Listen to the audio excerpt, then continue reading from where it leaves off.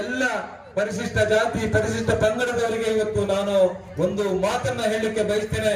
ನೀವು ಯೋಚನೆ ಮಾಡಿ, 26ನೇ ತಾರೀಕು ನೀವು ಅವ್ರಿಗೆ ವೋಟ್ ಹಾಕ್ಬೇಕಾ ಹಾಕ್ಬಾರ್ದ, ಯಾರು ವೋಟ್ ಹಾಕ್ಬೇಕು ಅನ್ನುವಂತ ತೀರ್ಮಾನವನ್ನ ನೀವು ತಗೊಳ್ಬೇಕು. ಯಾಕೆಂದ್ರೆ ನಮ್ಮ ಸರ್ಕಾರದಲ್ಲಿ ಬಜೆಟ್ ನಲ್ಲಿ SC ST ಅವರಿಗೆ 11,300 ಕೋಟಿ ಮೀಸಲಿಟ್ಟಿದ್ರು.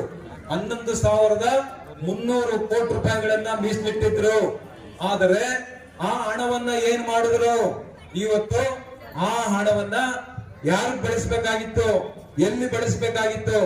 11,300 ಕೋಟಿ ರೂಪಾಯಿಗಳನ್ನ ಇವತ್ತು SC ST ಜನಾಂಗದಲ್ಲಿರ್ತಕ್ಕಂಥ ಮಕ್ಕಳಿಗೆ ವಿದ್ಯಾಭ್ಯಾಸಕ್ಕಾಗಿ ಹಾಸ್ಟೆಲ್ಗಳ ನಿರ್ಮಾಣ ಮಾಡುವಂತದಕ್ಕೆ ಮೀಸಲಿಡಬೇಕಾಗಿತ್ತು. ಆದ್ರೆ ಮೀಸಲಿಟ್ಟಿಲ್ಲ.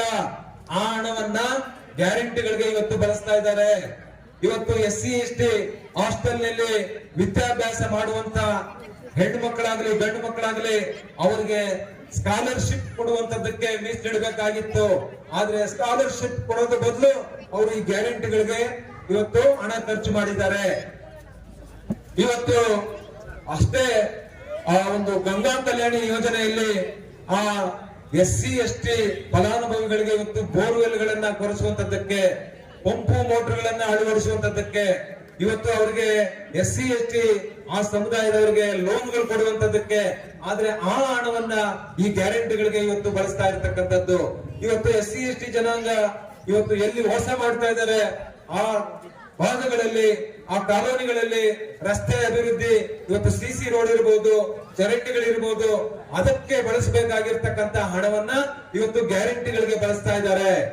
ನಾವ್ಯಾರು ಬಿಜೆಪಿ ಮುಖಂಡರು ಯಾರು ಹೋಗಿ ಅವರನ್ನ SC ST ಹಣವನ್ನ ನೀವು ಗ್ಯಾರಂಟಿಗಳಿಗೆ ಬಳಸಿ ಅಂತ ಯಾರು ಹೇಳಿರ್ಲಿಲ್ಲ.